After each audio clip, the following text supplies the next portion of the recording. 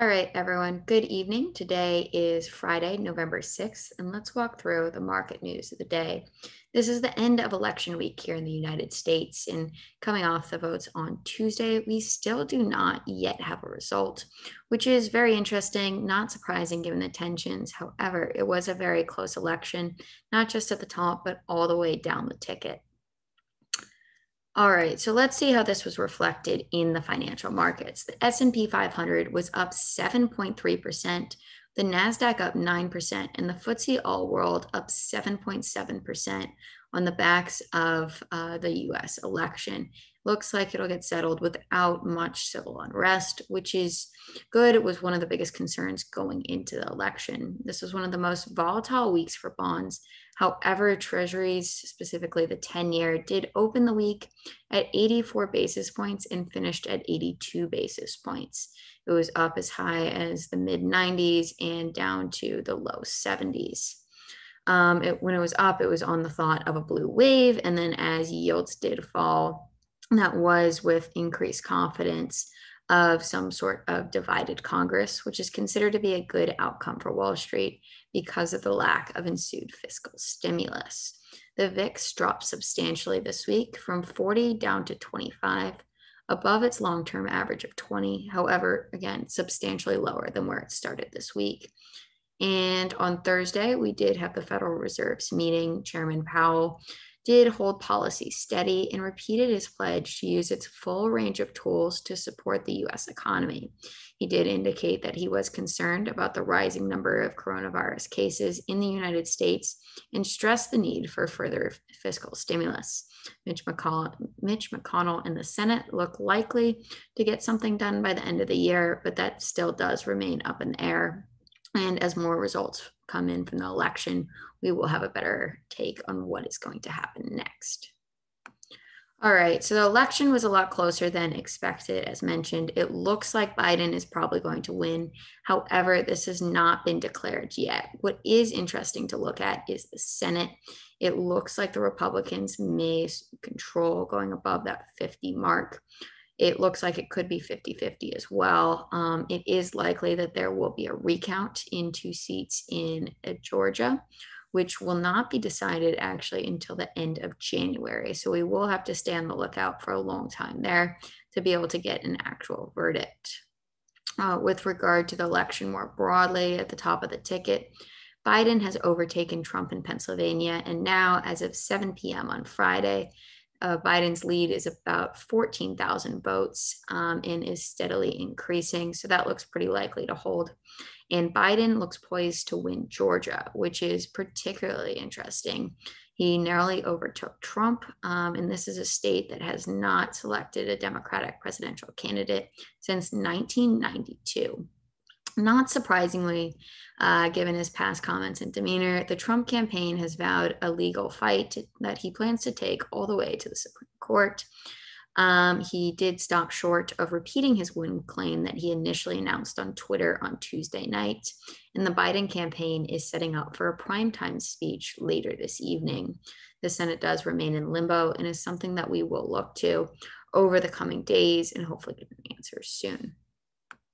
All right, moving on to something a little bit more tangible. The US labor market has extended gains with jobless rates declining down to 6.9%.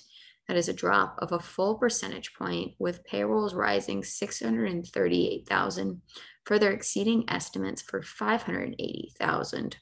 The number of long-term unemployed rose by more than 1 million. These are people that have been jobless for 27 consecutive weeks or longer. And this number now totals 3.56 million, which is pretty substantial. It has not been this high since 2014, the rebound from the financial crisis. With colder weather as well as we progress into the winter seasons, businesses are also likely to be challenged as things like outdoor dining options, which have been preferential to a lot of Americans that don't quite feel comfortable being inside yet for good reason, will be less attractive once it is very cold outside. Women have also been making substantial strides in the US labor market, as exemplified by the latest numbers, which is a glimmer of hope and something good to see.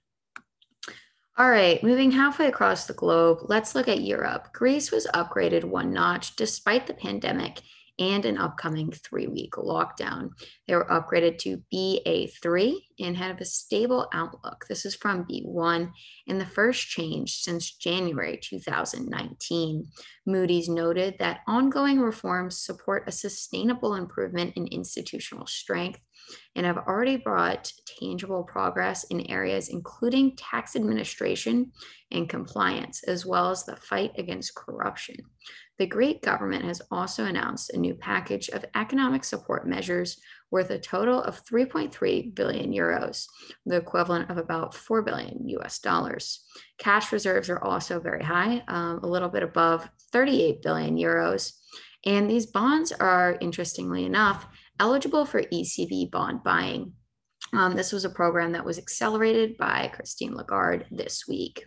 The economy is expected to contract in Greece by about 9% this year, with debt accounting for about 207% of GDP.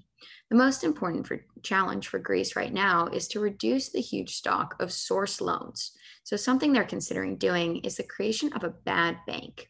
So 60 billion euros of NPLs, which is their current portfolio, is substantially smaller than what they had in 2017, with about 107 billion euros of NPLs. However, it still is the worst in the European Union. So by creating a bad bank, they could possibly lower NPL exposure, ideally all the way to zero. However, there are downsides that they will have to consider there. Fitch still has Greece at BB and S&P has it at BB minus. In Italy, Moody's also affirmed ratings, keeping them stable on outlook. So they think that growth will remain a medium-term challenge. However, by rating it BA3, this keeps it one notch above junk, keeping it stable. And their debt ratio is slightly lower than in Greece. However, it still is very high, running about 160% of output as exemplified through GDP. And the ECB has kept borrowing costs low across the EU, but particularly in Greece and Italy through their bond purchase program. And Italy is supposed to receive as much as 209 billion euros of both grants and loans along this process. So a lot of support there. Look forward to seeing how things progress. All right, let's move into some general stories. To kick things off, we have Airtel Africa and their debt reduction plans. They're planning to sell towers and then proceed to lease them back. Airtel is Africa's second largest carrier by subscribers and plans to dispose of about 4,500 cell masts across 5 countries, including Tanzania, Madagascar, Gabon, Malawi, and Chad. So this is for their 3.5 billion US dollars of debt and looming bond prepayments, with 750 million euros due in May and about 505 million due in March 2023. The stock is down about 18% since spinning off from its Indian parent company in 2019 and IPO through a dual listing structure in both London and Nigeria, using the proceeds of the dual offering to cut borrowings from 3.5 billion from 7.7 billion. The company currently has an equity value, market cap of 3.1 billion US dollars. And all right, moving on. Take-Two has a possible announced acquisition of Codemasters. Take-Two is the company behind Grand Theft Auto and NBA 2K, 2 very popular video games. And Codemasters is another video game company. It is British and the maker of Colin McRae in Formula One. Take-Two looks to buy Codemasters for about 974 million US dollars, equivalent of 485 in pounds per share. Codemasters and Take-Two have both confirmed the terms of the deal, and the offer represents a 2.6% premium to the closing share price, following an 8.6% rise in trading on London on Friday. Following the news, this is the biggest gain since April and coming out of the depths of the pandemic. This offer is a contingent offer, which makes it contingent on the completion of due diligence. Codemasters is a much smaller company and is expected to report fiscal 2021 sales of $158 million in US dollars, while Take-Two is supposed to report fiscal 2021 sales of 3.13 billion US dollars. All right, three more things to talk about. Let's get through it. PaySafe is a group backed by both Blackstone and CVC, prominent private equity firms. And their online payments firm is prepping for a US listing next year. The two private equity firms had bought PaySafe for about 4 billion US dollars in 2017, and they plan to seek a valuation of more than 10 billion US dollars, including debt.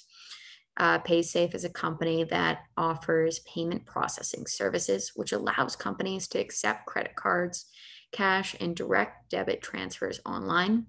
And they also have prepaid cards and digital wallets. Okay, so Kuaishou is a big rival to ByteDance. It's an app similar to TikTok where you have short music videos, and they have just filed for a 5 billion US dollar Hong Kong IPO. This is a Tencent Holdings backed company, and they reported revenue up a whopping 48% to 25.3 billion yuan, or the equivalent of about 4 billion US dollars for the first half of 2020. They're angling for a valuation of 50 billion in this offering as soon as this year. This will make it the world's third most valuable startup. It's an app that's especially popular in smaller cities in rural area and has an impressive profile of active users. Users that are considered active spend an average of more than 85 minutes a day on its main app. And there are about 776 million of these users. So that is a huge amount of people, definitely substantial. Morgan Stanley, Bank of America, and China Renaissance are going to be joint sponsors of the proposed IPO, which does come on the backs of the canceled Ant Financial IPO. Active users, again, are just so incredibly active on this platform. It is absolutely eye-opening. ByteDance itself also is said to be in discussions to raise about 2 billion US dollars before listing some of its businesses in Hong Kong after seeking funds at a whopping 180 billion US dollar pre-IPO valuation. Possible investors include Sequoia, who's already backed the company with General Atlantic, and Douyin, the domestic version of TikTok, has surpassed 600 million daily active users in August, which is just a whopping number. And that is up from 400 million at the start of the year. Obviously, this does come under the situation and proposed deal with the Trump administration, where TikTok would have to be spun out of ByteDance and set up global headquarters in the United States, selling a 20% stake to Oracle and Walmart, and current shareholders would maintain an 80% stake of the entity. All right, one more thing to talk about, commodities prices. Soybean prices are at a 4-year high right now, and this comes as nerves are rising over food inflation. The hot and dry conditions because of the La Nina weather pattern in Brazil and Argentina have knocked the supply of soybeans. They've lifted prices in Chicago trading to $11.01 a bushel, which is very high, up more than a third since their April low. Also, this has been seen across other food-based commodities, with corn prices making a similar recovery since the spring to about $4.15 a bushel. This was helped by the harvest shortfall in Ukraine caused by dry weather there. Also, wheat has been in high demand from large buyers such as Egypt and Morocco amid a big drought in North Africa, which is trading around $6.15.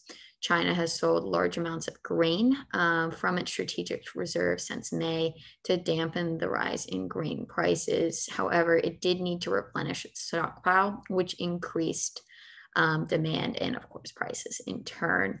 A rise in wheat, corn, and barley, as well as sorghum prices, led to a 17% rise in its cereal sub-index, which is pretty substantial. And ending October 27th, speculators held record net long positions in agricultural commodity futures and options. So a lot to watch there. It is a very active space, and it'll be good to stay tuned. Well, hopefully we'll have an election result by then, but look forward to seeing you Monday night for the 24th episode of Market Newsflow.